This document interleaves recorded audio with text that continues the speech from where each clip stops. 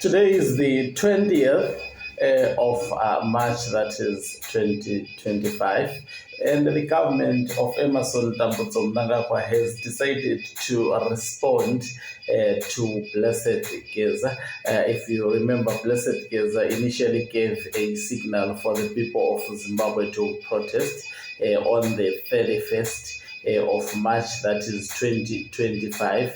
And the government, through the Ministry of Communication and Broadcasting, Information and Broadcasting Services, that is Dr. Jenfan Muswere, has issued threats. It was actually not mincing their words against the Blessed Geza, calling the protest delusional. And calling Blessed Geza a factionalist. It's easy for individuals to label each other and call each other names, but to point fingers to themselves and say you are also equally a factionalist by virtue of supporting the faction of Emerson Dambudzo Mnangagwa. Greetings and welcome on your brand new channel, the Hlonipani Global News. And if you happen to watch us for the very first time, please do remember to press the red or black subscribe button so that next time when we upload the next video, because YouTube has allowed us to stream live, but we have qualifications. I don't know what is going on. As soon as YouTube allows us or grant us permission to be live, you will see also more of the live broadcast, because that's what I believe in, not these pre-recorded actually visuals. So the government has responded to Blessed Geza. They took their time. They are only responding today. What is the meaning of that? And look at the words. Remember, let's get this thing very clearly.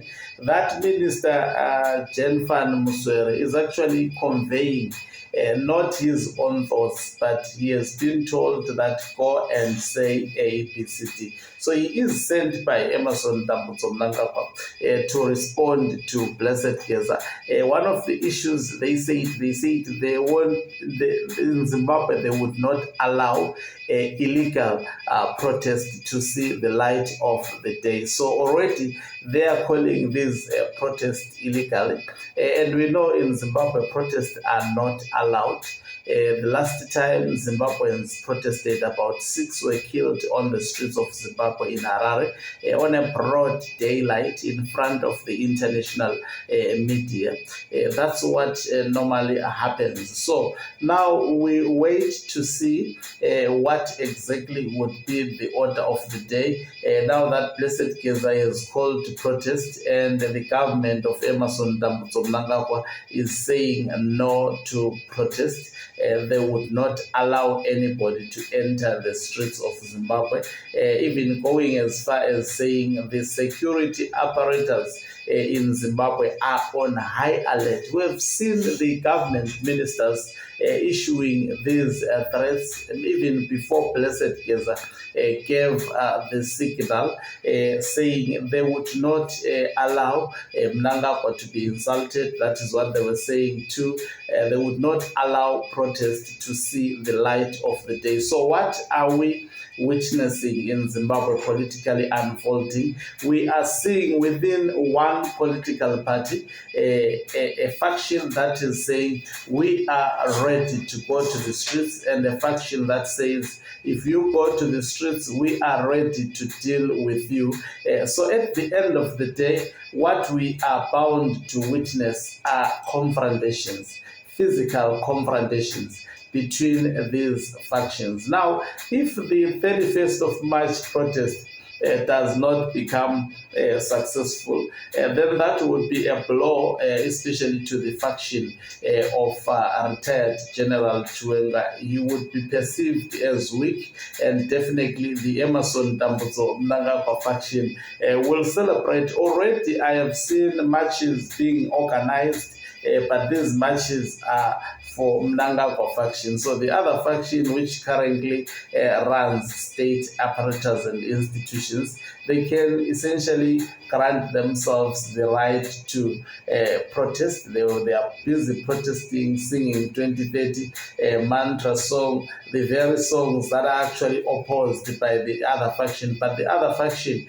is threatened with the state machinery by Emerson Dambudzo. So lines are being drawn between these two warring camps. That is the faction of retired General Chiwenga, as well as the faction of Emerson Dambudzo Mnangagwa. At the center of this factionalism is the people of Zimbabwe. Now I know that the people of Zimbabwe are bound to be hard hit by this ZANU-PF infighting. Already, I saw a report from the Zimbabwe Peace Project that the factionalism, this 2030 mantra campaign on its own, it has affected about more than 7,000 lives in Zimbabwe. They have been seriously affected. Some, their lives have been threatened. Some, they have faced violence. Some have been arrested. Some have died because of ZANU-PF infighting. So as this take a physical approach, we are bound to see more of these incidences, more of blood being spilled in the streets, especially if this persists and if no factions backs down. Because from the look of things, I can attest to you that things are not looking good at the moment in Zimbabwe. Already, we have heard that the faction of Mnangagwa has placed certain individuals in Zimbabwe under secret services surveillance. This is serious, including, some of the journalists already have died. I will come with a detailed report to give you that story, whether it's late, but it will eventually come because it's something that has happened. So also it is fundamentally important, I want to address this as I'm closing, that analysis also involves speculation, especially in a dictatorship environment. If you're not comfortable with speculation, then look for facts somewhere else, because where there are no facts, we are allowed also to speculate, give our views on what is exactly taking place. And most of the times, the predictions that we have made as a channel, or even our sister channel, that is Tonipani Mube Music TV, if you look at what is happening, we have made these predictions and we have been on point, based most of the times on speculation. Thank you very much for watching us. If you're watching us for the very first time, please do remember to press the red or black subscribe button so that next time when we upload the next video or beam live, if that is permissible, you become the very first one to watch us.